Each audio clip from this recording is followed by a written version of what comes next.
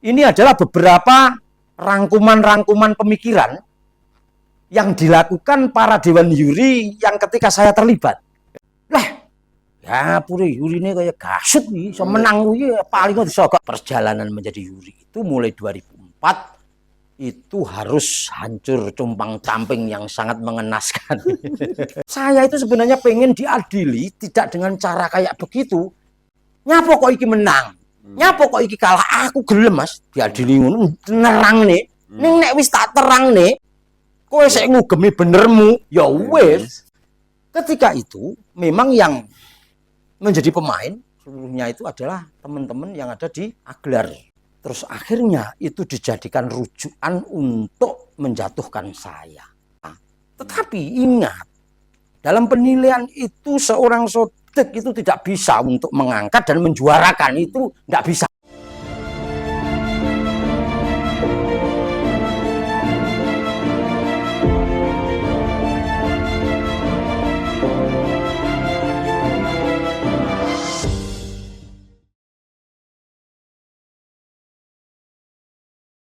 Akhirnya saya menemukan pemahaman pikir dari persoalan garap.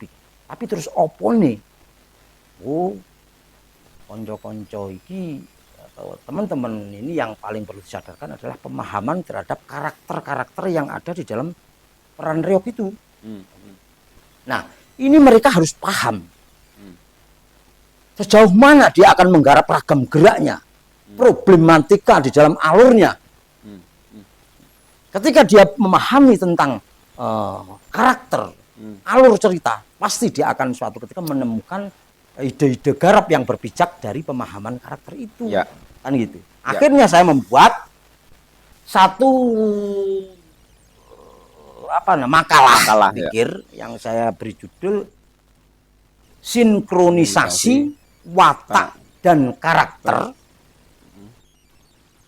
dalam watak dan karakter peran tokoh reog dalam festival dalam garap festival reog nasional. Jadi maksud saya di dalam Sarasehan itu saya pengen ngomong bagaimana menyadarkan dan memahami karakter-karakter yang disinkronkan dengan penggarapan kreatif ragam geraknya maupun alurnya, yang juga disesuaikan dengan memahami alur cerita di dalam reog itu apa. Gitu loh. Jadi karepku ning ngono Mas. Makanya ketemu bahasa sinkronisasi, nyinkroni. Aku ditekoni karo waktu di Indosiana ditekoni, kenapa ini harus disinkronkan? Aku jawabnya ya memang pemahamannya di lapangan itu masih simpang siur gitu loh. Nah, ini harus. Nah, ketika penggarap itu paham, ini akan muncul keberanian untuk tampil beda yang mempunyai dasar pikir yang kuat. Itu tujuan saya. Nah, akhirnya di situ muncul berbagai pemahaman-pemahaman yang akhirnya saya pada ujungnya atau goalnya, jujur saja saya akan mendorong endingnya itu akan temu masalah redaksional, pemahaman terhadap tokoh Jadil dan Warok itu kayak apa. Kalau kita menggunakan pijakan konsep bantar angin atau versi bantar angin seperti ini, kalau versi Suryo Ngalam seperti ini. Dan mau tidak mau kita harus mengakui bahwa di Ponorogo itu dua versi yang diakui kan itu menjadi pondasi. Tetapi di dalam pelaksanaannya mereka masih menjadikan satu itu. Contohnya ketika Jadil sing ditampilkan dengan redaksi prajurit berkuda, tapi norma yang ada di dalam pikirannya Ponorogo ora gelem Jadil ya-yaan berdikatan. Ini kan kesimpulan yang saya pikirkan. Sinkron mau. Nah, sinkronisasi. Nah, sehingga supaya hal ini itu tidak menjadi masalah sesalah konsep pikir dan pijakan garap. Ya dah, untuk menilai, mengeksekusi di dalam penilaian festival, itu saya pengen rumuskan di dalam forum itu. Dan ketika itulah muncul yang saya paparkan, saya tawarkan, sehingga untuk keselamatan dan untuk safety-nya pelaksanaan festival reog Ponorogo ini seyogyanya menurut saya berpedoman kepada gabungan versi Suryo Ngalam dan versi Bantar Angin. Gitu lah. Dadi lek umpama nek wong maido, wong prajurit kok mega apa jenenge feminin mega-mega kaya ngene iki piye? Iya. Nah memang ya itulah uniknya Ponorogo dari versi Suryo Ngalam. Ya ketika prajurit ini hanya sebagai sebuah sosok simbolisasi untuk menyindir Satir ya. satir. Ya. Satrio sing ngrandeni watak satrio. Kan begitu, Mas. Ya. Jane aku ya mengarep ben slamet lho sebagai panitia iki kok ditutuh ya ora. Nggak, itu penting malah. Nah makanya penting. aku bingung gelisah. Nah akhirnya di situ aku ya disemprot loh karo Pak Slamet. Pak Slamet Riyadi, Pak Slamet Paringan itu yang notabene memang tokoh lawas. Ya anu Mas. Ya itu sudah dirumuskan oleh para sepuh-sepuh lama itu versi Bantar Angin itu. Tetapi secara aklamasi secara keseluruhan kan setuju dengan pola pikir saya itu akhirnya tetap setelah itu rujukannya adalah pedoman dasar menggunakan versi Bantar Angin dan Suryo Ngalam paduan itu. Mas aku tenang. Nah, eksekusi di atas lapangan arep digarap piye-piye monggo gitu kan. Sejauh mana memasukkan gitu. unsur Suryo Ngalam seberapa ini seberapa tergantung kebutuhan. Nah, setelah itu kemudian di dalam forum technical meeting kita kembangkan karena apa? Saya juga mengakomodir hasil pembicaraan rangkuman dari para juri. Sehingga ketika itu sudah berjalan bahwa reog itu kayaknya sudah harus mulai dipikirkan untuk perbedaan tampilan. Yaitu adalah penggarapan sisi tampilan alur itu menjadi berbeda. Ini akan mempunyai nilai yang lebih kreativitas. Ya. Tidak hanya faktor bermain-main di ragam gerak gitu dong Mas. Anu dong ya maksudnya. Iya, ya. Itu akhirnya menjadi rumusan setelah 2011 ke atas sampai sekarang ini. Ya, saya ikut yang itu. Nah, dan di situ jujur saja selain menjadi pemikiran dan kegelisahan saya yang memang harus jujur dan tidak munafik, nonton reog penat Mas. Dari 35 penampilan yang wujudnya kayak begitu itu penat pisan bisa ora iso berkutik.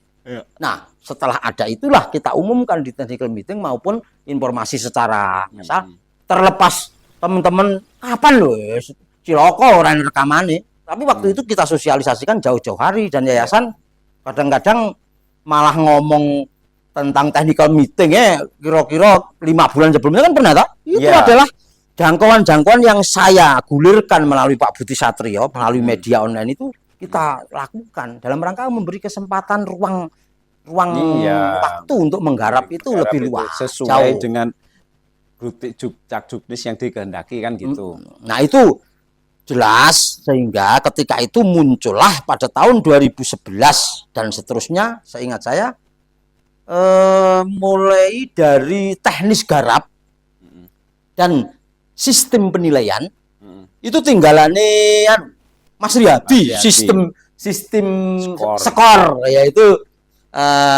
pengambilan ranking dari masing-masing juri bukan akumulasi. Saya masih ingat setelah saya pikir dan secara angan-angan memang benar kalau akumulasi nilai itu bisa menjadi terlalu tinggi. Bukan subjektif, artinya bisa saja juri itu memberi nilai gradasinya tinggi banget beda grade ya. Nah, ini akan muncul problem.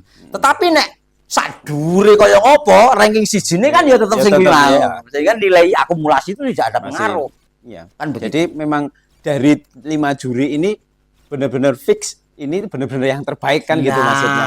Cuman secara detailnya untuk menentukan ranking itu teknisnya kan ada semacam pengembangan tuntutan. Kalau sebelum 2010 hingga ditarik ke belakang dari awal, nilai dulu itu kan akumulasi dari tampilannya warok piro, jadil piro, bujang ganong piro, kelono piro, dadak merak piro kan ngono ta? Bener lah. Terus iringannya piro. Sehingga tadi cuma itu, mbakane rata-rata 8 ping 6 piro. Ya 480 bijine. Ini sangat menguntungkan sing duwe pelurune apik-apik. Wis ora mikir alur, ora mikir. Ini tuku enak penari-penari sing teknisnya Wiraga Wirasawira mene wis mapan. Pembicaraan ini kan wis luama kan. Iya. Saya sering ke rumah jenengan bicarakan tentang piye iki alur iki lek ra dilebokke engko iki Ya. eman-eman kreativitas ini. Nah. Nggih, monggo dilanjut Matik. Disitulah jadi nyun sewu nggih para follower atau pengikut di podcast Langan Kusumo ini, mohon maaf sekali lagi saya ini hanya memaparkan sebuah peristiwa, momentum perjalanan festival Reog Ponorogo itu ora kok ujug-ujug mak bedunduk ngono ki ora. Ya. Terlepas Sebenarnya ini perjalanan ini penjenengan anggap plus atau minus atau pas atau ora itu silahkan. Saya hanya menceritakan. Ya. Dan itu dengan menggunakan pondasi pendekatan pikir yang menurut kami adalah ideal sesuai dengan kondisi di Ponorogo. Iya. Ini perlu di-highlight ya, Ya, Lur. ini Bagian harus ini tadi loh. digarisbawahi. Dan kemudian ketika itu sudah mulai ada tuntutan kayak begitu. Nah, dengan demikian ini apa? Harus digarisbawahi.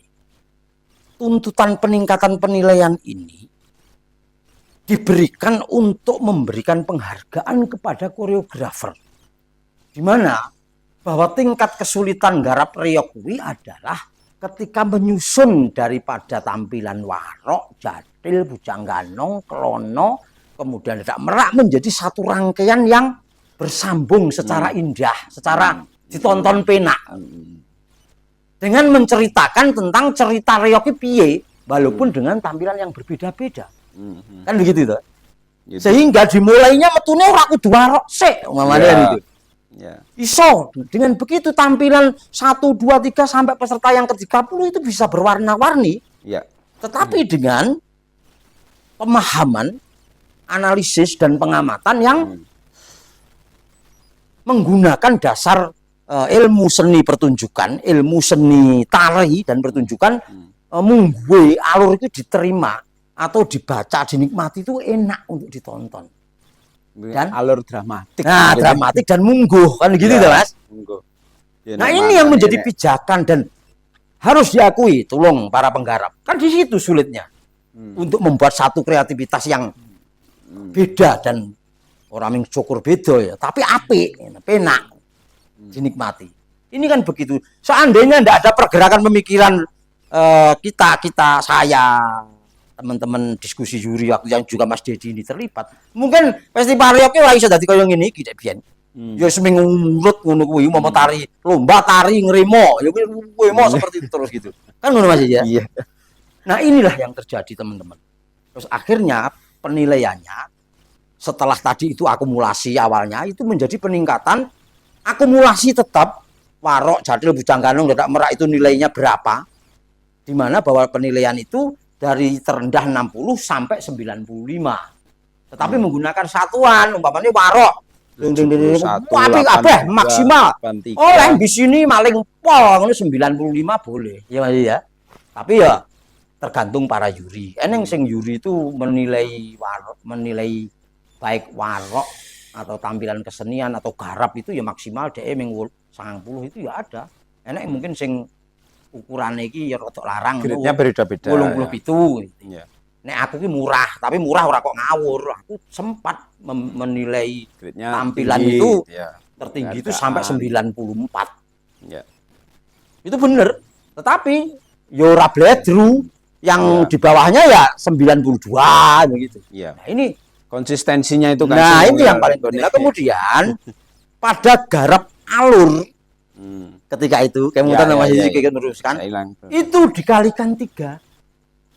Artinya garap merangkai dari jadul walau menjadi satu cerita yang bagus tunjukkan tadi Kenapa itu kok harus kalikan 3 itu Pak Dik? karena kita anggap itu penting dan itu menjadi satu penghargaan yang kita pahami sebagai penggarap itu wilayah yang paling rumit gitu loh. Ya. Untuk Poinnya tinggi membuat lah. satu poin besar. Ya. Nek garap sarangkaian tari jadil ngono ya ora kok ngomong mudah ndak ya, tapi intinya pola Ya. pikirnya kan tidak dibebani untuk membuat satu penuangan nilai. Ya. Nah ini ya. Akhirnya disitulah kemudian mengimbangi dari itu ditambahi garap iringan. Ya dah? Ya. Karena apa? Iringan ini sendiri juga merupakan satu tuntutan yang secara utuh itu bagaimana bisa mendukung ya, secara padu. nuansa suasana itu kan dibangun dari situ. Itu juga dikalikan 3. Betul. Di awal dikalikan 2 ya? Enggak, 3 sama. Nah, setelah itu baru diakumulasi. Sehingga pemahamannya begini lur waktu itu. Supaya apa? Dalam satu tim kesenian reog, ketika di dalam penilaian itu hanya dibebankan ke masing-masing tari, wingko ki nek nilai ini garap ki ya padha bobote siji, akhirnya gampang. Engko lek garape digawe pokoke sederhana rapi. Sing penting penarine kelono nyewa wae saka dosen apa mahasiswa isi nyumbang penilaian 1 itu bisa digawe nutupi garap kuwi mau. Begitu. Nah, tetapi sebaliknya ketika ada penari kelono itu dari isi pun ya hanya menyumbang berapa persen, silahkan dihitung. Ya. Nah, inilah yang menjadi pola pikir kita waktu itu. Nah, akhirnya muncullah penghargaan terhadap garap reog ini, penata tari itu seperti kui. Dan akhirnya juga muncul ribet, dimunculkan penata tari terbaik, penata iringan terbaik. Waktu itu ada perkembangan ke sana, Mas Yedi. Saya masih ingat sekali waktu itu. Nah, kemudian juga dalam perkembangan itu juga saya mencoba ketika di dalam penilaian reog, kemudian juga meningkatkan sisi gengsi atau pandangan umum terhadap pelaksanaan festival ini. Seakan-akan harus menjadi satu bentuk pelaksanaan yang grade-nya itu naik, gitu ya. Tidak bisa kita pungkiri bahwa siapa yang menjadi tim penilai di sana itu akan menjadi menaikkan grade strata atau grade atau gengsi. Nah, ini harus ditandai dengan kalau seniman memang seniman yang memang kapasitasnya kelas profesor itu mempunyai kapasitas yang terakui dan memahami kalau itu pun toh lokal. Kalaupun diwakili dengan orang luar itu mempunyai bekal ataupun istilahnya apa jenenge kuwi? Wawasan, pemahaman. Bukan hanya sekedar wawasan, ketokohannya juga titel atau pendidikannya itu sebagaimana. Nah, di sana saya sempat jujur, saya itu menggulirkan. Mohon maaf kalau ini dianggap salah. Tapi tujuan saya demi Allah saya mulia. Selain saya pengen bagaimana festival reog itu saya katakan 24 tahun, 22 tahun kok secara siar itu kok seperti ini aja gitu. Tidak masuk nih nggone 10 kalender event. Terus kemudian pemahaman di tingkat seniman-seniman di nasional ini kok enggak sempat kebaca. Piye ya jaringan ini kok enggak bisa enggak tembus ini. Terus saya berpikir ini harus kita naikkan apapun. Kalau konsep pikir orang luar, titel pengakuan secara akademis ini menjadi satu ukuran, ya kan? Kalaupun toh ada yang tidak titel, minimal seorang seniman yang tradisional ataupun ini memang benar-benar dianggap memahami dan menguasai secara materi dan teknis penilaian itu sendiri. Akhirnya saya mengusulkan, seandainya kita mengundang juri itu taruhlah sekelas profesor gitu. Ataupun seniman-seniman yang mempunyai nama besar di tingkat nasional maupun internasional. Dengan upaya nanti ketika dijadikan juri, dia itu akan bisa berefek membawa informasi ini ke wilayahnya dia, yang jaringan yang dia miliki. Nah terus ketika itu beban juri kan masih 5. Jujur budget Ponorogo ketika itu juga menjadi persoalan. Piye lho Kang itu nanti bagaimana? Jane ngene Kang, aku usul. Umpama juri Ponorogo itu 3 nih, saya pikir sebenarnya bisa. Ini mohon maaf, saya yang dulu itu memang mengusulkan. Sebenarnya cukup bisa. Ya, untuk menentukan itu kalau berani. Selama kapabilitas, status di wilayah Senian itu mumpuni dan terakui di masyarakat. Ya memang beban tanggung jawabnya menjadi cukup besar. Ya. Nah, kan gitu. Jadi kan dikembalikan dan keberanian Ponorogo berani enggak? Karena kalau itu nyeluk orang yang berilmu tinggi, tentunya konsekuensi pada penghargaan ini juga harus kita pikirkan kan gitu. Iya. Lepeng Limo memang menjadi besar juga. Terus akhirnya, ya wis kan Pak Buti berani. Terus piye? Sopo kemampuan biayanya awake dhewe kira-kira berapa? Saya mencoba mengukur dari Jawa Timur yang mengundang. Ketika itu kalau tidak salah ya Profesor Astanto pun juga pernah diundang untuk menjadi karya tari, ya dah? Terus dari Jakarta. Saya menelisik untuk berapa honor mereka yang di sana itu 3 hari ya, 2 hari. Salah ya. Nah, perharinya saya mendapat informasi dari Surabaya. Terus akhirnya kita kalikan tapi diminimnya sidik, tapi patut gitu loh. Akhirnya dari minat itu muncullah rekomendasi pertama yang saya lakukan, yaitu dengan memanggil atau merekomendasi Profesor Rastanto. Oh ya Pak Rastanto, Dirjen dulu. Ya, pertimbangan saya apa Mas Dedi? Aku gak ngawur. Saya tidak istilahnya mergo kenal. Kenal dosen STSI, ya pun kan kita semuanya hampir bisa dekat dan kenal. Apalagi saya dulu aktif di akademisi, artinya di Civitas Akademika, di di AMJ, di Senat itu kan saya aktif. Sehingga saya sangat dekat-dekat sekali.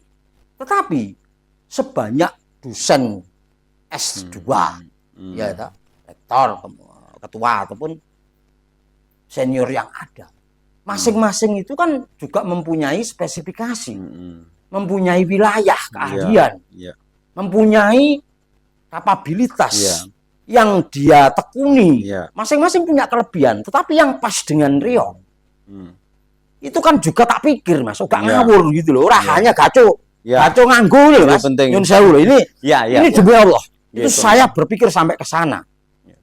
Ya. Kenapa Profesor Rastanto? Alasan saya begini, sudah almarhum. Semoga-moga di tempat yang paling bahagia Prof ya. Amin. Ketika itu satu saya mengingat Profesor Rastanto ini mempunyai jaringan yang cukup luas di dunia internasional juga di dunia birokrasi di wilayah nasional. Satu itu. Kedua, saya masih ingat ketika Profesor Rastanto itu menjadi Dirjen Dikti. Dia itu mempunyai tugas wilayah untuk mengawal pengembangan kesenian-kesenian topeng, kesenian di wilayah Jawa Timur. Dia dibebani atau mempunyai tugas. Dengan demikian pemahaman dia di wilayah kesenian ini dia sangat paham, apalagi dengan bekal keprofesorannya. Ketiga, dasar saya mengenal betul bagaimana Profesor Rastanto itu secara pribadi dan karakter serta pola pikirnya.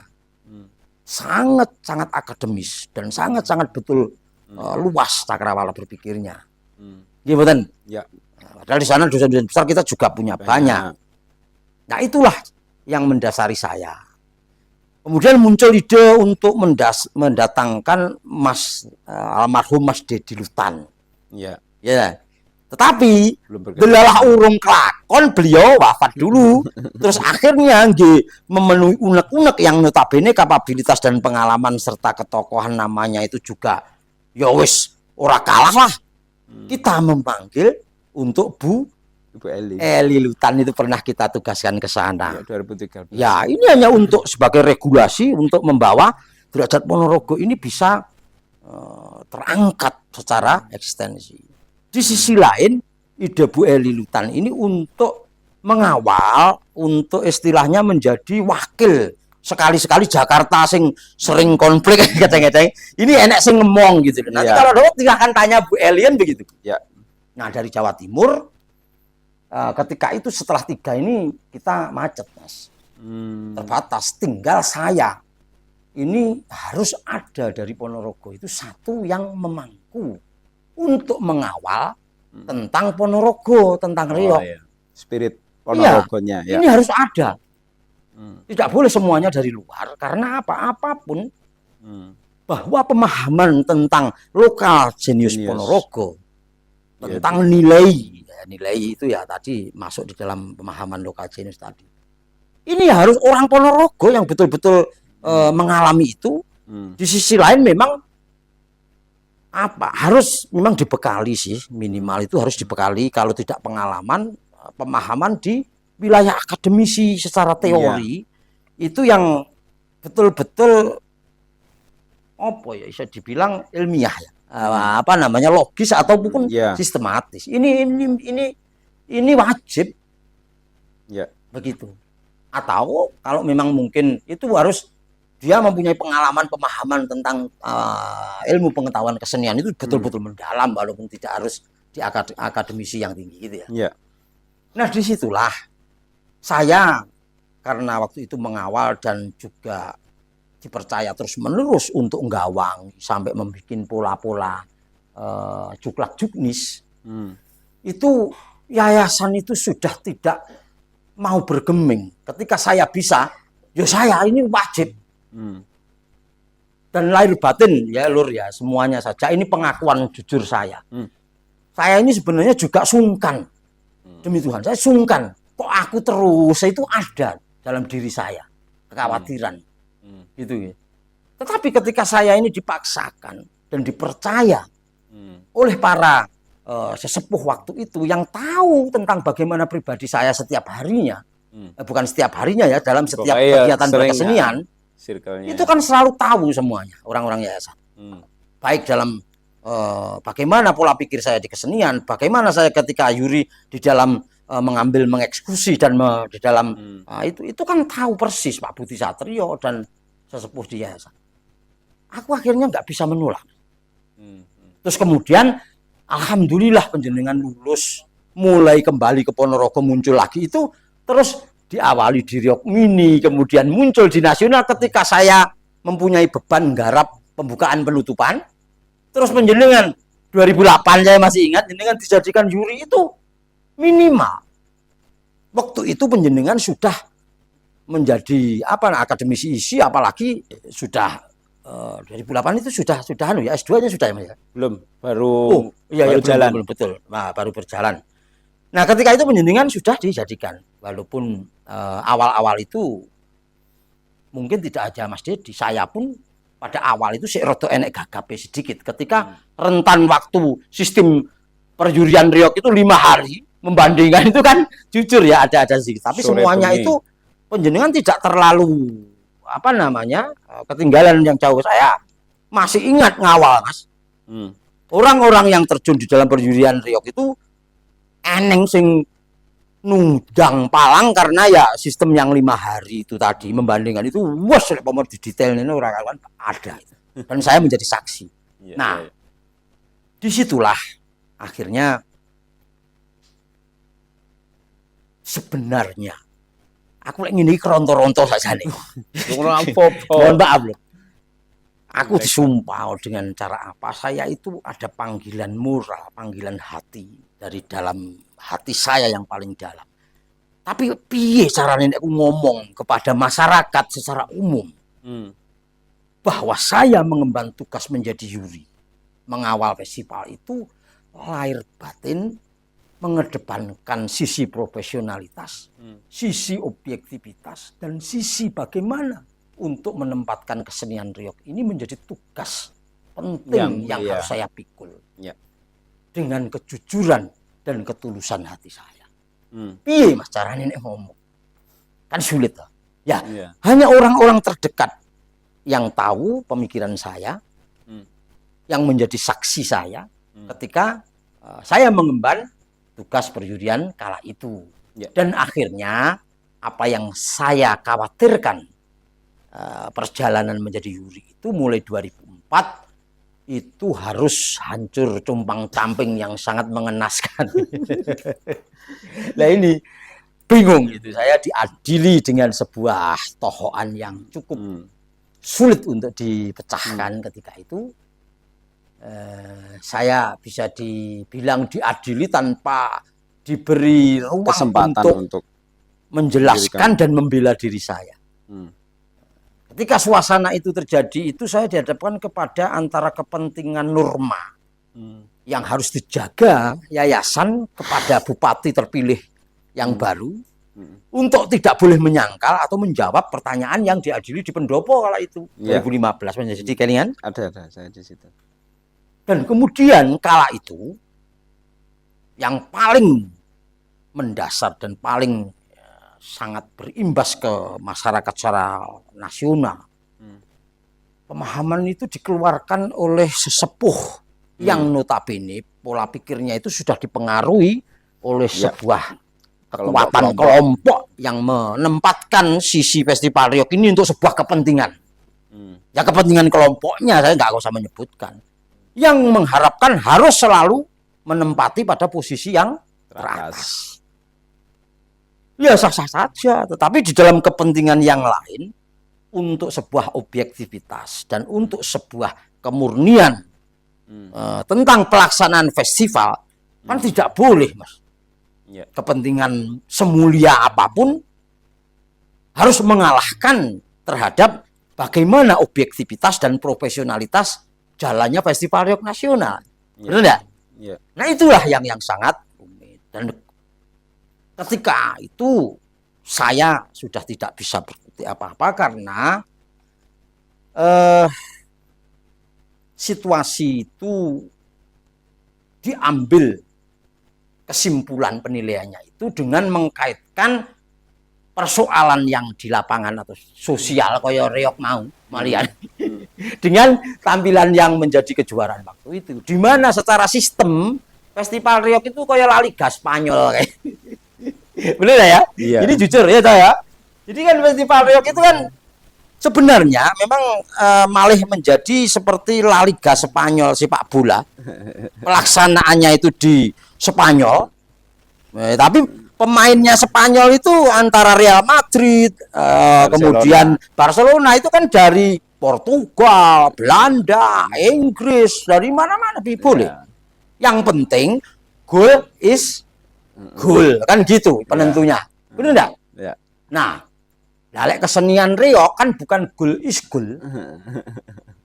Api endi karo api endi. Nah, ketika api endi karo api endi kuwi mau ukurane adalah rasa. Ya toh, yang dibebankan kepercayaannya itu kepada pengadil yang sudah ditentukan panitia. Nah, kemudian eksekusi orang yang dijadikan sebagai pengadil ini nanti yang notabene ya wis dirancang secara serius profesional oleh panitia dengan mengedepankan kemampuannya yang kita anggap betul-betul recommended. Profesor sadure profesor itu apa enek-enek. Terus pakar dosen besar. Iya. Nah, salah satunya Sodik iki terakhir ora profesor ming bodake tok ae.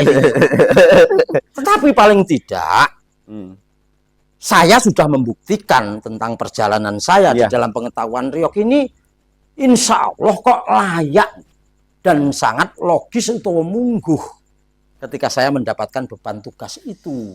Iya. Saya itu sebenarnya pengen diadili tidak dengan cara kayak begitu. Adilono kaya aku jadi juri apa jenenge Indonesian Idol kan. Nyapa kok iki menang? Nyapa kok iki kalah? Aku gelem Mas diadili ngono nerangne. Ning nek wis tak terangne ya ta? Kowe sik ora percaya. Kowe sik ngugemi benermu, ya wis, sudah. Celakanya bahkan seorang Yuri kan tidak bisa, Mas. Ora iso njlentrehne waktu itu. Dan itu sudah berlalu dilalah orang delok. Deloke mung melalui video, gitu kan. Lah ndelalah video kuwi nek kanca-kanca kuwi paham itu sangat dibatasi oleh kemampuan angel kamera menangkap peristiwa secara utuh. Kesenian tidak bisa dinikmati secara seperti itu, Mas. Kok dilalah kersane ngalah, Mas Jadi? Melihat dari rekaman yang beredar di YouTube kala itu juara yang dipersoalkan itu angel kamera untuk dokumentasi ini welek pasan aku menurut aku jan muncul dilalah pasti close up itu sing pas ora pati apik. Nah, penjelasan ini Mas Dedi, saya sampaikan bukan aku pengen membela diri saya. Nah, ini sebagai satu rangkaian penjelasan di mana aplikasi terhadap tuntutan penilaian di dalam konsep garap Leok yang kala itu sudah bergeser naik untuk memberikan penghargaan yang lebih tinggi kepada alur garap. Kreativitas yang ditata di dalam setiap babak adegan itu. Itu ya. Nah, ini menjadi sesuatu pengamatan yang betul-betul dilakukan oleh Yuri pada saat itu, di mana bahwa ketika mengapresiasi itu, nyun sewu, saya harus mengulang. Tidak apa-apa, kembali tadi saya sampaikan di awal bahwa apa yang saya sampaikan ini betul-betul paparan sebuah cerita yang saya garansi, saya sumpahi ini apa adanya peristiwa itu yang terjadi. Nah, ketika penghargaan itu garap dikalikan 3, iringan juga dikalikan 3, kemudian masing-masing reporter itu salah satu penampil yang menjadi juara kala itu menjawab apa yang dimaksudkan oleh pemahaman Profesor Hastanto ketika saya tugasi pada tahun 2013, Mas Dedi mungkin masih ingat. Ketika itu saya membuat satu acara untuk menjebatani silaturahmi antara sesama peserta di dalam sebuah forum yang namanya Jagongan Riok. Gitu. Itu satu ide gagasan saya yang kemudian juga diamini dan juga didukung bersama-sama oleh Pak Yuda yang sekarang menjadi Kepala Dinas Pariwisata. Dan yang memotori secara teknis lapangannya Pak Yuda ini sangat getol sekali. Saya hanya membingkai, merancang sebuah forumnya. Nah, di situ saya mengundang Profesor Hastanto yang saya berikan kisi-kisi, Pak.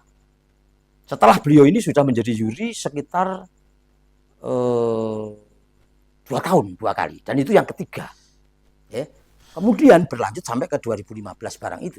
Nah, ketika itu Profesor Hastanto saya bilang, Pak, mohon nanti diberikan satu bentuk pemaparan bagaimana strategi yang ideal untuk sebuah garap kesenian Riok dengan cikal bakal karakter dari kesenian Riok yang ada di Ponorogo itu yang kayak begini ini. Kita cerita nih, Mas. Tapi ternyata Profesor Hastanto itu sudah paham. Gitu loh. Tapi saya memberi kisi-kisi, saya ceritani kesenian Riok Ponorogo itu adalah dulunya sebelum difestivalkan adalah seperti ini. Maksud saya begini, kalau dalam rumpunnya, jenisnya, kesenian Riok itu kalau di dalam tulisannya Profesor Sudarsono maupun Profesor Edi Sujawati mengatakan kesenian Riok itu masuk rumpun kesenian tradisi rakyat. Nah, jadi ini satu pemahaman yang mungkin harus perlu diketahui oleh teman-teman semuanya saja, khususnya penggarap. Esensi kesenian Riok itu masuk seni tradisi rakyat rumpunnya. Ya toh, kemudian menjadi sebuah kesenian yang digarap di dalam festival yang bersentuhan dengan kepentingan garap estetika panggung yang menjadi yang seperti ini. Tetapi saya itu punya angan-angan yang saya aturin Pak Profesor Hastanto dan betul sinkron. Memang cikal bakalnya seni rakyat itu seperti kayak begini, dan seyogyanya secara strategi penggarapan yang ini kayaknya mungkin bisa seperti gini, Pak Sodik. Dan itu dia membuat bahkan PowerPoint luar biasa waktu itu, Mas. Dan dilaksanakan di Balai Desa Mangkujayan. Nah, cerita ini saya angkat dalam rangka juga saya itu pengen ngomong nih, ya, pemahaman lokal, kearifan lokal Ponorogo yang menyadarkan kembali untuk memikirkan dan memahamkan tentang kesenian Riok itu yang notabene cikal bakalnya adalah sebagai seni tradisi rakyat. Nah, piye strategi penggarapannya supaya kesenian riok yang ada di dalam forum festival ini bisa ada satu garapan yang mungkin mengeksplor nilai-nilai kesenian rakyat itu kayak apa, kan gitu. Nah, sebaliknya saya merasa bahwa kesenian riok yang ada itu juga digarap dengan bentuk-bentuk kesenian tradisi klasik.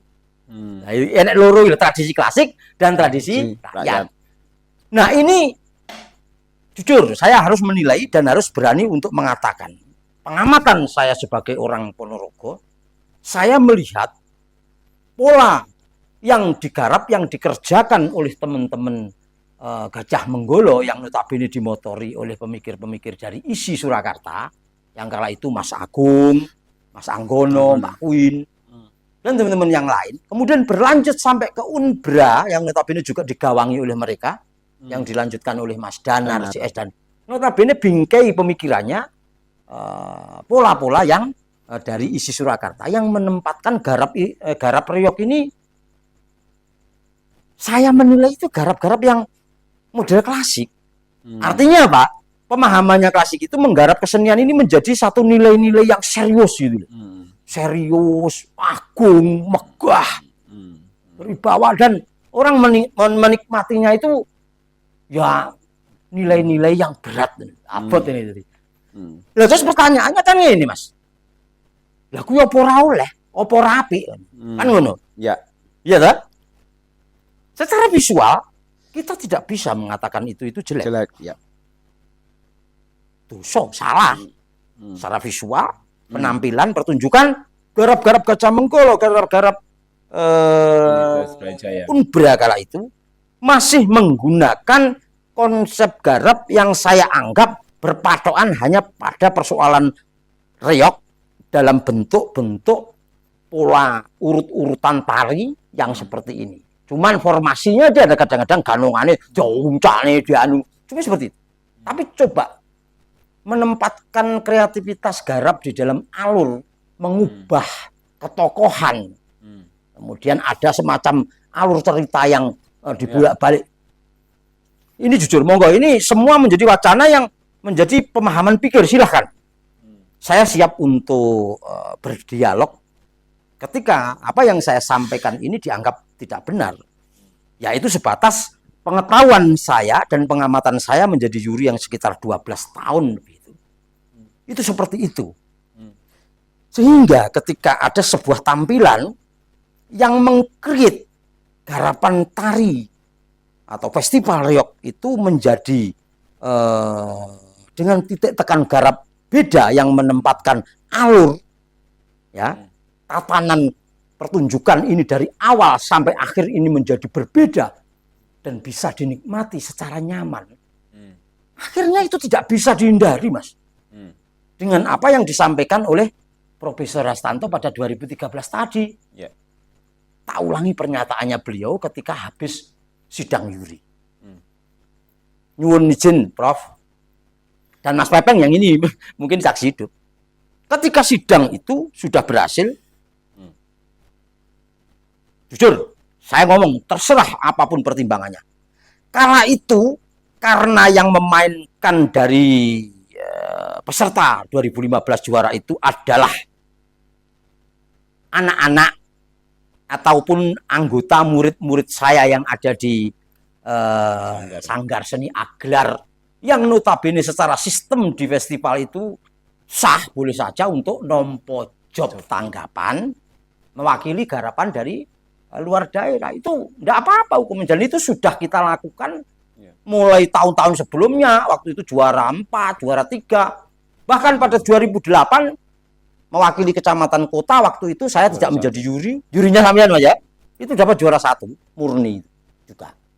Nah, ketika itu memang yang menjadi pemain seluruhnya itu adalah teman-teman yang ada di Aglar Sanggar saya. Nah, disinilah blunder dan gemparnya sehingga muncul satu penilaian asumsi negatif dan fitnah yang terjadi di saya. Dan ketika pijakan pikir ataupun alasan untuk menilai saya tidak objektif itu dari pendekatan pemainnya adalah anak-anak buah sanggar saya itu, saya sulit untuk menjelaskannya. Karena memang tidak bisa saya hindari, tidak bisa saya pungkiri, itu memang benar. Nah sekarang pertanyaan saya kepada teman-teman, penggarap reog, pemerhati reog, mungkin pemerintah daerah juga, panitia. Saya orang Ponorogo yang lahir tahun 71 neng Banyudono, Ponorogo, ya. Ketika saya sudah mulai terjun di kesenian, saya sadar saya sekolah di kesenian, punya bekal ilmu kesenian. Opar tak nggo dewi. Ya ta? Lah terus ku yo kena tak golek sandang pangan yang akhirnya saya mencetak penari-penari yang notabene pada saat itu saya melihat bahwa potensi kesenimanan di Ponorogo masih sangat minim. Saya membuat sanggar dengan disiplin pemahaman saya yang saya bawa ketika saya dari kuliah. Tadilah mas akhirnya penari-penari yang satu visi, yang satu pemikiran terhadap joget kuwi piye. Akhirnya itu terjadi dan fire. Ya mas. Terus akhirnya itu dijadikan rujukan untuk menjatuhkan saya. Ya sudah, saya udah nggak bisa ngomong apa-apa. Tetapi ingat, dalam penilaian itu seorang sodek itu tidak bisa untuk mengangkat dan menjuarakan, itu nggak bisa. Satu. Gitu loh. Ini yang perlu. Dan kemudian juga mungkin kalau teman-teman itu mau jujur dan melihat itu secara sama, tidak memandang sebelah mata penampilan itu, pernyataan Profesor almarhum, izin bro, tak terokne nganggo basa Solo aku ya iso.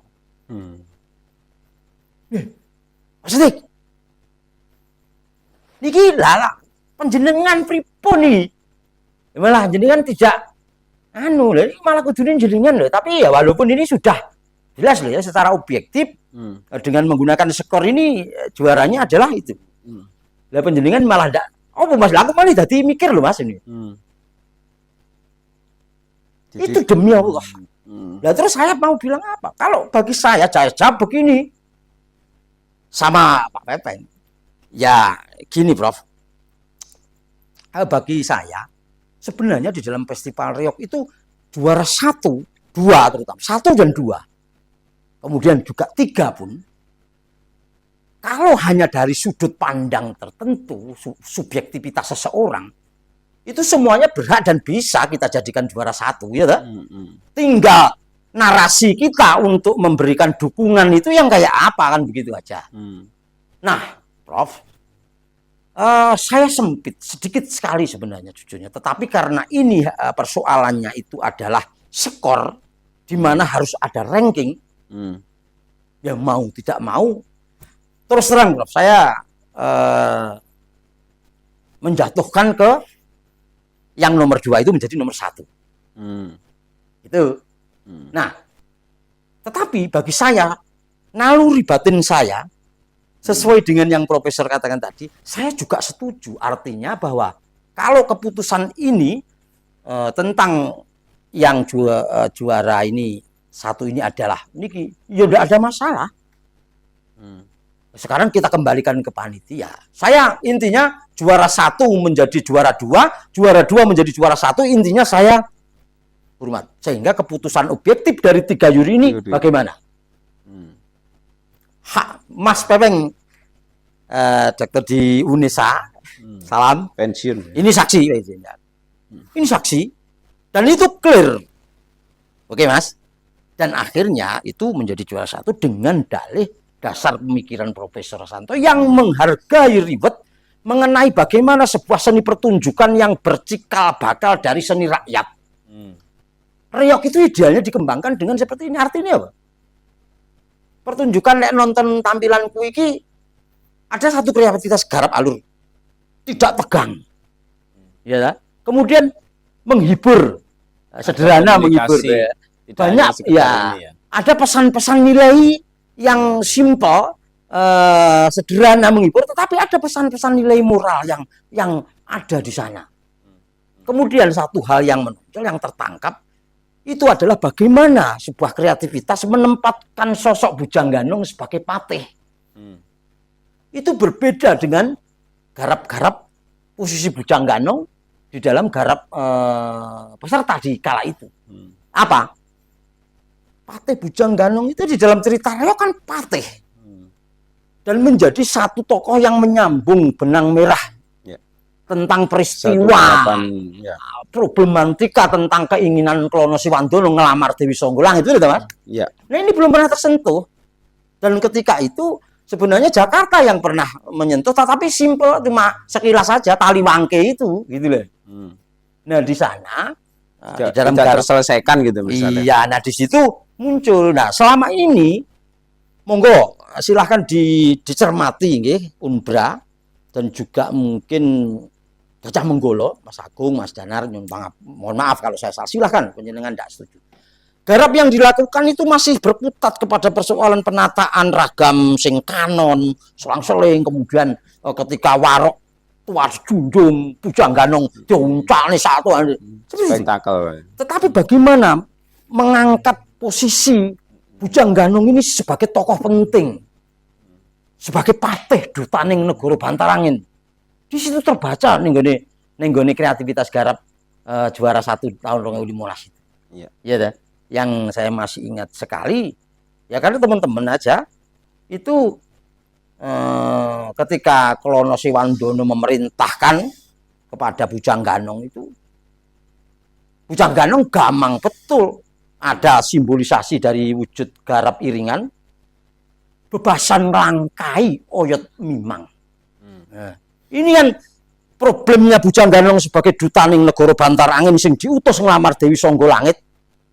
Ini kan Bujang Ganong paham sebenarnya. Karena Pujangga Anom asal kata. Bujang Ganong itu sosok cerita di dalam versi reog dan Panji itu adalah tokoh pujangga yang memang kesaktian dan pemahamannya di dalam falsafah hidup sangat paling tinggi. Kalau malah kalah gitu. Ya. Nah, ketika peristiwa itu disanggitkan atau digarap, Bujang Ganong itu sudah tahu persoalan-persoalan yang terjadi di dalam peristiwa di Bantarangin. Makanya bingung. Arep ora dilakoni, disampaikne lamarane. Iki tugase negara. Ning nek disampaikne iki engko ki mokal. Nah, problem ini kan ruwet. Sulit diselesaikan. Makanya secara garap itu temu bahasa lek ning gone Jakarta Tali Wangke, ning gone yang dikata teman-teman Aglar itu adalah bebasan ngelangkai oyot mimang. Ya, dan bisa terus-terusnya garap iringan jelas sekali waktu itu. Nek gelem mencermati ora ming ngrungokne penak karo orane, syair-syair yang ada di situ semuanya sangat menjelaskan dan sangat betul-betul terencana. Nah, di ending cerita kalau dicermati lagi aku gak eruh, Mas, karena dari awal itu saya juga paham tentang alur ini, aku merepes, Mas. Ketika sang Bujang Ganong setelah melakukan itu dalam ceritanya reog akhirnya kan gagal. Klono perang besar dengan dadak merak dan merasakan beratnya, hampir kalah dan lain sebagainya. Akhirnya Sabet Pecut Samandiman, akhirnya Singobarong itu kalah, takluk. Di tengah-tengah rekosone Klono Siwandono ngalahne Singobarong mau, lumpuh dadak merak, maju ning ngarep Bujang Ganong satu nyembah dilus-lus. Jadi di alur awal dengan ngarepi sambung. Lek umpama diterjemahne, wah, ate mbok menawa bener apa sing tok kandhakne ning ngarep mau. Ya. Ngono kuwi nek umpama diterjemahne, mangkane itu ngelangot yang membenarkan dan minta maaf. Awalnya kan Klono Siwandono itu anu banget, sombong banget dan terus pokoknya peduli diluwek orang abang si anu Kediri kan. Nah, disitulah yang dimaksudkan pola garap alur itu yang perlu dieksplorasi teman-teman yang sekarang ini mungkin bisa dipahami. Cerita reog itu dipahami lah. Pahamono akeh itu referensinya. Jadi perjalanan apa namanya problematika cerita reog yaitu Klono Siwandono ingin mendapatkan Songgolangit itu sanggit-sanggitnya di dalam cerita Purwowijoyo, kemudian Kang Ijai, itu banyak dan semuanya hampir sama. Jarang Mbak Six yang menyentuh sampai ke sana. Jadi alur apa ya cerita terus kemudian masuk itu bagaimana masukkan itu ke dalam karakter garap itu jarang sekali. Lah, lebih makanya aspek visual garap ini memang menjadi wah orkestra itu sekarang yang mendominasi. Akhirnya kan mengarahnya ke sana. Nah, sekarang nyun sewu, jujur aja ini nggak usah ke teman-teman podcast yang mungkin mendengarkan. Sekarang Mas Dedi saya tanya secara jujur, langkah pemikiran yang saya sampaikan, yang tentunya kemudian saya koordinasikan, saya dialogkan dengan Profesor Astanto, yang memaknai dan memahami juga mengilhami kesenian reog itu seperti itu kira-kira salah apa benar? Waktu itu gini, saya juga ingat betul ketika apa namanya jagongan reog itu bahwa pola pengembangan di tradisi itu seperti yang disampaikan jenengan tadi. Bahkan saya ingat juga 2009 ketika saya 2010 ketika saya ujian tesis itu kebetulan saya juga meneliti tentang Festival Reog.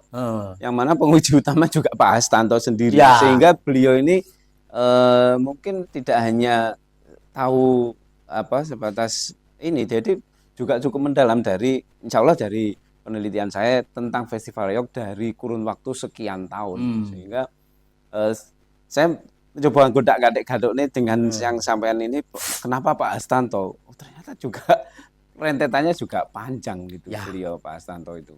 Nah, memahami ini. Jadi ya Allah, jujur Mas, saya nggak tahu ini barangkali doa saya selama itu sampai sekarang yang barangkali Gusti Allah Pangeran ini memberi kesempatan ruang kepada saya untuk secara terbuka ngomong melalui podcast yang jenengan ini yang tidak ada beban.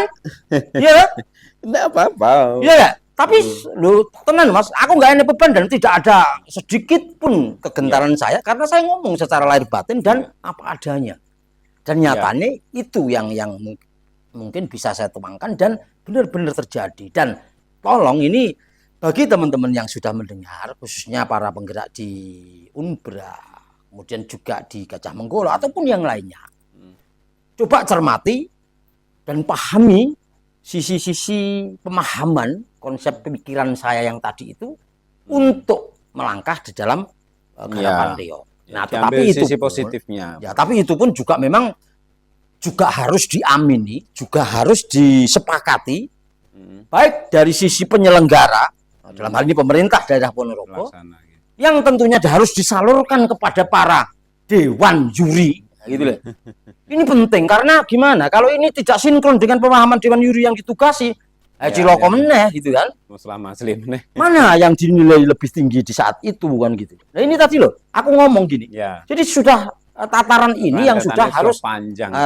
Dengan panjang. Dan mohon maaf ini harus saya jelaskan alasannya kayak begitu sehingga unsur kepenarian KCE Ming tipis ini harus rela karena sisi kreativitas ini yang harus menjadi tuntutan di dalam peran festival reog itu ke sana. Sampai hari ini itu masih kalau mau mengakui jujur teman-teman kan masih berkutat di situ, Mas. Dan di situ pun ya rapat bener, nyun sewu. Mohon maaf, ini penjelasan yang dulu. Bagaimana ketika mereka serius untuk mengeksplorasi ragam gerak, nyatanya pilihannya ya bledru. Bener apa? Ini fair loh. Iya. Kalau bagi saya, gampangnya, jika rujukannya adalah reog Gajah Menggolo yang terakhir. Ragam geraknya mana rumitnya sih? Ya. Apakah dengan menggunakan pola ragam gerak yang rumit pindah? Enggak. Parah ini. Dan nyatanya memang gerak sebagai simbol karakter itu nek jenenge warok itu memang ya ora usah terlalu ndaki-ndaki. Jadi ora usah ngaku ngayang-ngayang sing ora jelas umpamanya kayak gitu. Nah ini saya apresiasi dengan Mas Agung yang penggarapnya itu saya dialogkan dan akhirnya menjadi satu pemahaman yang silahkan Mas Agung mungkin jujur atau tidak bisa mengakui dalam reog ini kalau memilih membuat eksplorasi pemilihan ragam gerak, susunlah di dalam ruang garap dinamika ataupun mungkin susunan ragam gerak itu. Tetapi jangan mengubah karakter dengan memilih bentuk-bentuk ragam gerak yang mempunyai arti visual yang berbeda. Dong Mas Iti? Iya. Artinya ketika warok kene mlakune itu dan saya iki memang harus barangkali ojo diowahi. Tetapi pada adegan forum yang lain mungkin bisa. Bagaimana pinter-pinternya menempatkan momentum. Iya. Lah iki lek ngomong telungtuk. Lho apa elek to? Urung karuan lho. Bener enggak ini nyun sewu. Jadi pinter-pinternya ini garap. Dan banyak. Ketika ini, wah, ya ini jangan mendominasi. Saya bukannya antipati, saya juga teman-teman sama-sama alumnus ISI dan saya mengenal ragam gerak itu. Dan ini berlaku untuk semua ragam gerak jadil yang kayak apa. Saya prihatin loh Mas, akhir-akhir ini mohon maaf. Saya kemarin itu bekerja sama dengan teman-teman UNESA. Ya, ketika tampil pada sebuah forum yang ternyata di dalam mengeksplor ragam gerak jadil ini, tak pikir ini sing ngewangi aku di dalam garap sebuah peserta di Riok remaja kemarin. Nah kebetulan dia juga lulusan juga dari UNESA. Nah tiba-tiba ketika saya ke Surabaya temu dengan teman-teman UNESA itu, kemudian saya ajak tanggapan ceritanya Mas. Terus kemudian melihat pola ragam gerak, walaupun tidak sama persis, tetapi nilai rasanya, pengkarakterannya, pengekspresiannya, itu blejet. Berarti saya ngarani, wah ini sindrom jadil ala UNESA. Anu Dok, aku kemarin itu saya merasakan Mas. Nah ketika teman-teman Ponorogo yang asli Ponorogo, barangkali untuk kepentingan tertentu, boleh loh untuk memasukkan pemahaman. Terlepas pada akhirnya eksekusi itu pada penggarap-penggarap yang di sana monggo. Tetapi pemahaman pikir ini harus kita sampaikan. Saya melihat sindrom ini kepada teman-teman mahasiswa di sini itu melihatnya ngerapetnya gerak. Sehingga hitungan Jiro itu memaksakan untuk dinamis yang seakan-akan itu malah dinikmati nyemek asik iki ora kecekel. Celakanya apa? Umpamanya garapan tari itu hitungan 1 sampai 10. 1 sampai 10 ki rapet terus ngono kuwi kayak cenderung sehingga mimi itu tidak bisa dilihat nyaman, kemudian asik, ketika tertentu itu penak. Ini enggak. Ini ora iso natural ketika asik gitu. Nah ini yang perlu mungkin pemahaman yang kayak begini ini harus dilakukan. Saya kira itu Mas Edi yang biasa sampaikan. Oke, panjang lebar 2 menit. Tapi menarik. Jadi gini, dulur-dulur, pembahasan di wilayah garap ini memang apa namanya sudah melampaui sejarah panjang dari perkembangan dan mengikuti dinamika persoalan dan segala macam sehingga menemukan formula baik dari sisi garap maupun dari sisi penilaiannya. Seperti yang disampaikan panjang lebar dari Pak Sodik tadi, ini menjadi catatan dan saya berharap ini bukan menjadi apa enggak istilahnya apa ya istilahnya ya sing pas ngono. Menjadi bukan diambil dari sisi negatifnya, enggak. Jadi kita coba berpikir secara luas nggih, mungkin bijak nggih, sehingga mensikapi ini fenomena ini kita sikapi bersama dengan arif lah, dengan bijak itu sehingga perkembangan kesenian reog ini ke depan senantiasa bisa terjaga gitu. Obrolan-obrolan ini sebenarnya sudah cukup lama menjadi pembicaraan saya dengan Pak Sodik dari mungkin 2008 kali ya. Saya mengalir terus, tapi kan berkutat hanya beberapa orang yang. Tapi memang hanya sebatas ini. Nah, kesempatan ini memang kita mencoba kegelisahan kita yang sudah cukup lama ini kita coba sampaikan, kita bagi kepada teman-teman semuanya. Kita berharap ini tidak menjadi sebuah ibarat kritik yang membangun lah. seandainya pun nanti ada apa namanya pendapat lain, nanti monggo kita bisa sharing secara sehat, secara produktif, secara apa nggih, secara membangun, pokoknya yang demi kebaikan penggarapan dan dalam festival Reog ini ke depan. Nggih, mungkin sekira itu Closing. dulu Pak Sodik. Nggih, terus mungkin ada penutup dari Kang Sodik sebagai ulasan kita yang panjang ini tadi, apa kira-kira? Ya, tentunya ada Mas Edi ya. Ini sudah ya, sudah jam berakhir ya. Nggih. Begini untuk closing statement dari saya, yang jelas yang pertama,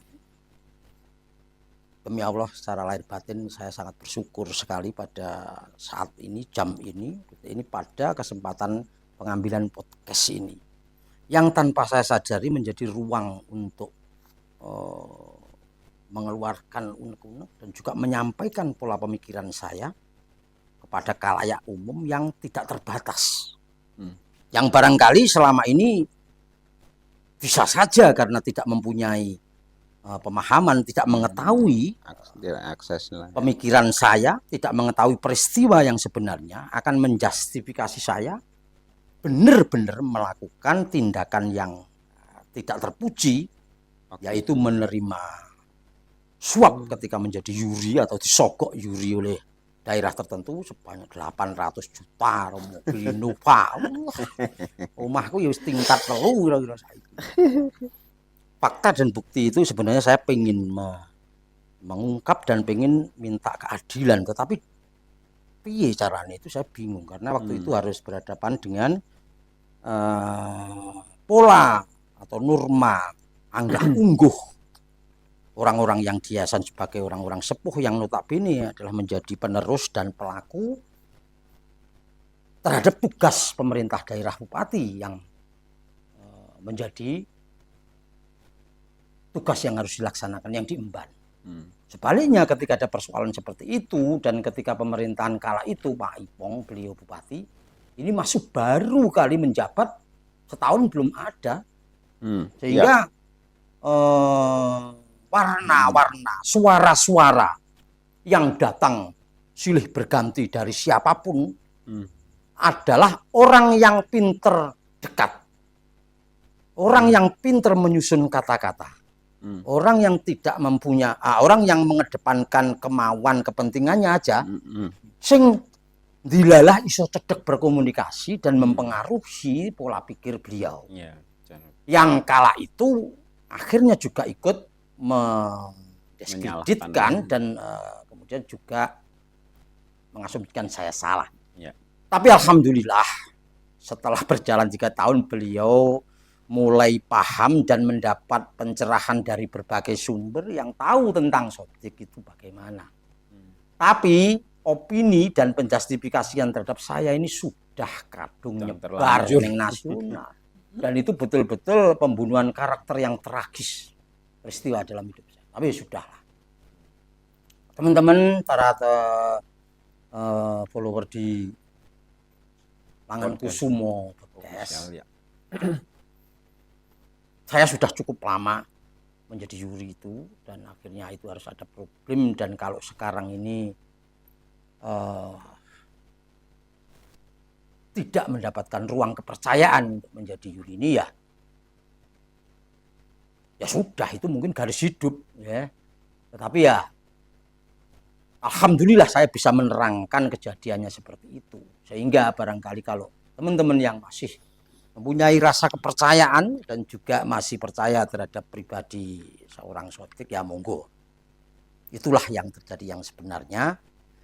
Dan tugas berat selaku orang Ponorogo asli yang dipercaya mengemban dan betul-betul saya lakukan lahir batin, itu memang harus sementara atau mungkin seterusnya saya juga nggak tahu, harus ambruk, harus hancur itu. Dengan seperti itu ya saya nggak tahu nanti pada akhirnya kayak apa. Tetapi catatan penting Mas Edi ya, yang harus kita pahami bersama, untuk menjadi seorang penilai dewan juri atau pengamat yang ada di depan panggung sana, kuwi tidak hanya sekedar berbekal gagah-gagahan tok, utawa memahami kesenian reog itu sebatas kesenian pertunjukan yang Secara umum mungkin gitu ya. kulitnya saja seperti itu. Jadi nilai-nilai budaya, pemahaman, Lokal keseriusan senior. untuk mendalami makna-makna yang terkandung itu bagi saya adalah satu tuntutan yang harus dimiliki oleh seorang penilai, sehingga bisa jujur dan bisa lillahi ta'ala, tidak terlalu tinggi hati untuk merasa sok tahu, tidak apa-apa. Untuk berani sana. Ini yang saya rasakan. Nah, kemudian setelah itu tentunya dengan segala kejujuran dan keikhlasan itu, menempatkan posisi profesional menjadi juri itu sudah barang tentu menjadi kewajiban. Makanya alhamdulillah sekarang bermunculan itu, tetapi bahwa teman-teman khususnya yang Ponorogo, monggo kalau panjenengan satu ketika ditugasi untuk itu, nawaitulah dengan kesungguhan Anda menjadi wakil Ponorogo yang mempunyai beban tanggung jawab yang besar. Dan jangan sekali-sekali panjenengan merasa minder dengan profesor, doktor, tokoh PhD nasional yang didatangkan dari luar Ponorogo untuk menjadi juri. Karena bahwa lokal genius dan pemahaman reog Ponorogo itu mungkin secara menyeluruh, secara besar itu kita orang Ponorogo yang memahami terhadap proses perjalanan tahapannya itu. Gitu ya. Jadi itu penting sekali. Sehingga bahwa teman-teman yang menyiapkan menjadi peserta dengan biaya, tenaga, pikiran, dan proses yang panjang ini tidak terkorbankan dengan pola pemikiran yang bisa jadi kurang nyampe.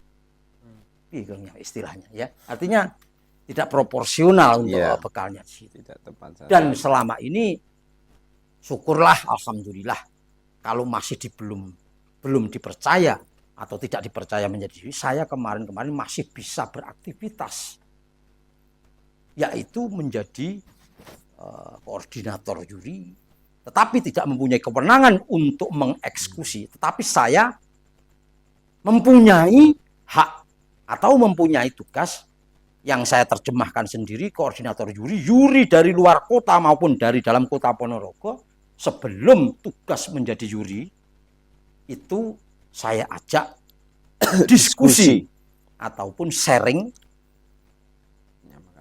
menyampaikan tentang pemahaman reog dari berbagai sudut pandang ataupun dari berbagai aspek, filosofi, estetika, kemudian lokal genius reog, kemudian kesejarahan perkembangan kesenian reog itu sendiri, dan pemahaman karakter-karakter yang ada di dalamnya.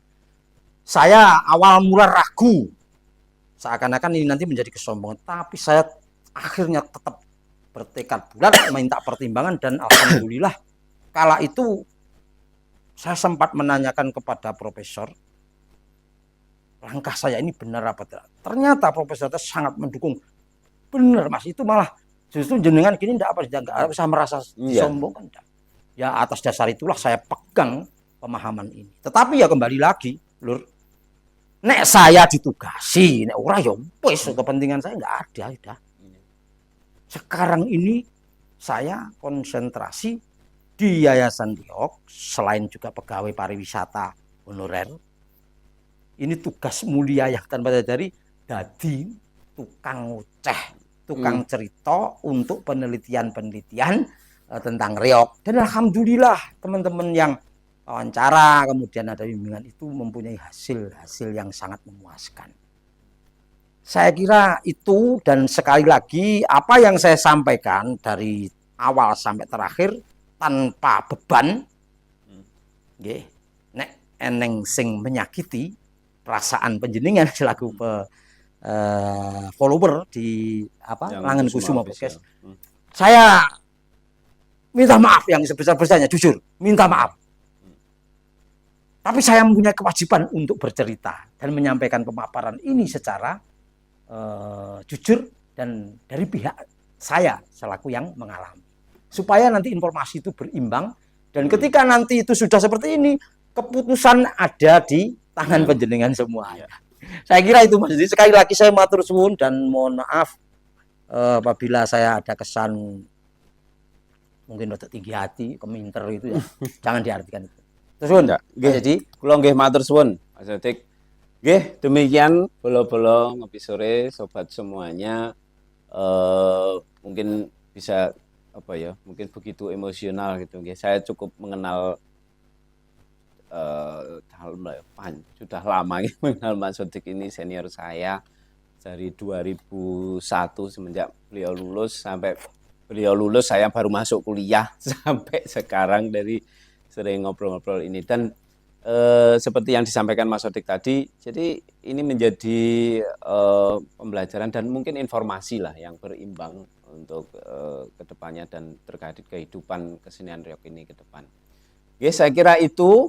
Kita akan jumpa kembali di podcast mendatang dengan tamunya siapa. Nah, kita nanti ikuti saja podcast Ngopi Sore bersama Langen Kusuma Official. Sampai jumpa dan tetap semangat. Salam sehat, dulur-dulur.